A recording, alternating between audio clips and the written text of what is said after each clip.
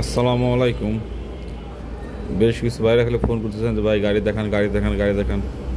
আসলে আমার যে কটা গাড়ি ছিল সেগুলো আপনাকে দেখানোর চেষ্টা করব।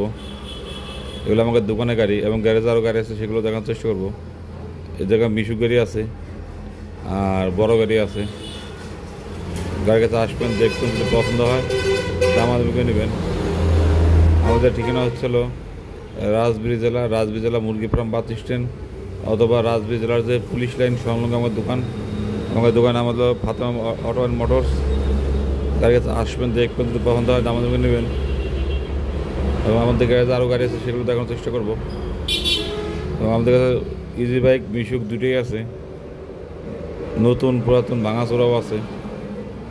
যা যেরকম অ্যাভেলেবিলিটি, গাড়ির কাছে আসবেন, দেখবেন, দামাদামি নেবেন।